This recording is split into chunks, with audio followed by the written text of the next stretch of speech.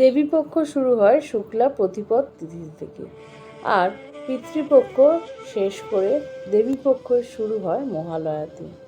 এই মহালয়া পিতৃপক্ষকে অবসান ঘটিয়ে দেবীপক্ষের আরম্ভ, সেই সন্ধিক্ষণকেই বলে। মহালয়ার দিন পুরোহিত মশাইরা সাধারণ মানুষকে তাদের পিতৃপুরুষ যারা আর এই পৃথিবীতে নেই তাদের জন্য অঞ্জলি বা আনুষ্ঠানিকভাবে কিছু দান করেন। এই দানই হলো তর্পণ বা মহালয়া। মহা ও আশ্রয় এই দুই মিলে মহালয়া।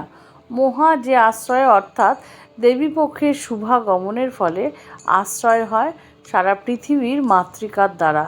কাজেই এই মহামায়ার আমন্ত্রণকেই দেবীপক্ষকেই মহালয়ার আরেক নামেও পরিচিত। এই দিন অমাবস্যা তিথিতে পিতৃপুরুষদের উদ্দেশ্য করে অঞ্জলি প্রদান করা হয় এবং তাদেরকে অনেক রকমের বস্তু প্রদান করা হয়। সেক্ষেত্রে এইটাকে বলে তর্পণ।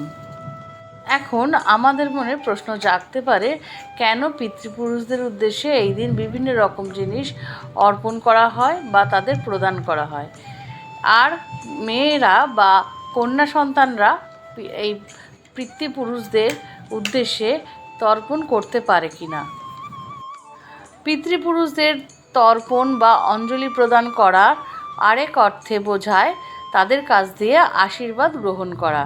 কারণ আমাদের সামনের জীবনে এগোনোর জন্য অনেক বাধা বিপত্তি আসতে পারে।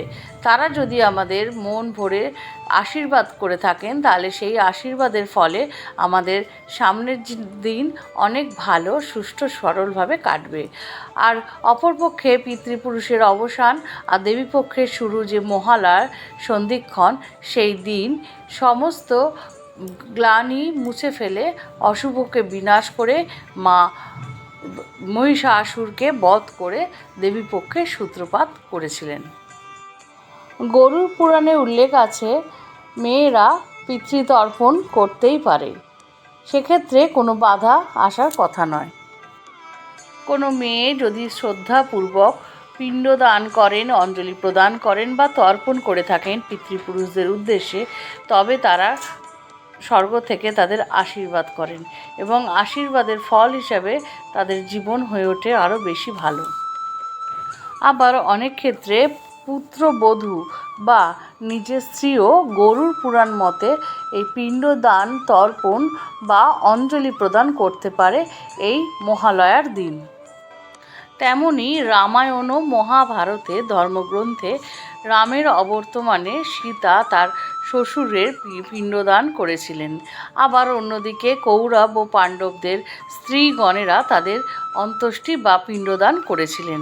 সেক্ষেত্রে বলা যেতেই পারে মেয়েরা এই পিতৃতর্পণ বা পিণ্ডদান বা অঞ্জলি প্রদান করতে পারে এই মহালয়ার দিন।